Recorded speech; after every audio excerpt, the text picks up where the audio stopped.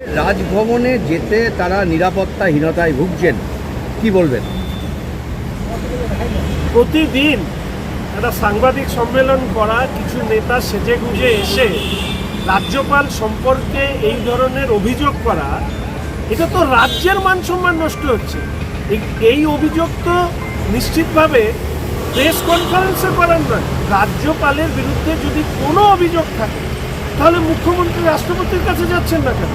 বা নির্দিষ্ট ফোরামে গিয়ে তিনি এই বিষয় তুলে না ধরে তিনি এবং তার দলের নেতারা রাজ্যপালের যেভাবে চরিত্র হনন করছে, এর থেকে একটা জিনিসই প্রমাণিত হয়, কুচবিহারে যেভাবে সংখ্যালঘু মহিলাকে বিবস্ত্র করে যেভাবে ঘোরানো হয়েছে, পুলিশ অভিযোগ প্রাথমিকভাবে নেয়নি, এর থেকে দৃষ্টি আড়াল করতে, যেটা আসলে সত্য না মিথ্যা কেউ জানে না, সেই রকম একটি অভিযোগ ফ্লোরে ভাসিয়ে দেওয়া হচ্ছে। আসলে রাজ্যপালের বিরুদ্ধে এই ধরনের অভিযোগ সঠিক জায়গায় না রেখে প্রেস কনফারেন্সে তুলে শুধু রাজ্যপাল নয়, রাজ্যবাসীর অপমান করছে তৃণমূল কংগ্রেস এবং রাজ্যের মুখ্যমন্ত্রী। একজন সাংবিধানিক প্রধানকে এইভাবে বলা যায়? সাংবিধানিক প্রধানের বিরুদ্ধে এইভাবে বলা যায়?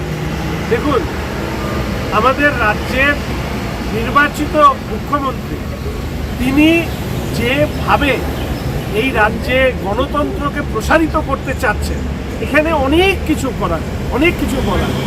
কোনো তথ্য প্রমাণ ছাড়াই যখনই দেখি এরা বিপদে পড়ে, বেকারায় পড়ে, দৃষ্টি ঘোরানোর জন্য এরা, কুচবিহারে এরকম একটা ঘটনা ঘটেছে, মানুষ ছিচি করছে। সন্দেশখালীর ক্ষেত্রে আমরা দেখছি, যখনই যে কোনো ঘটনা ঘটে দৃষ্টি ঘোরানোর জন্য এই ধরনের অভিযোগ নিয়ে আসা হয়।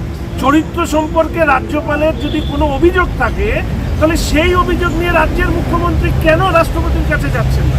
তিনি কেন সঠিক প্ল্যাটফর্মে অভিযোগ না করে তিনি এবং তার বাহিনী প্রত্যেক দিন প্রেস কনফারেন্সে রাজ্যপালের চরিত্র হনন করা, আসলে রাজ্যের চরিত্র হনন করা হচ্ছে। আমরা এর তীব্র প্রতিবাদ জানাচ্ছি।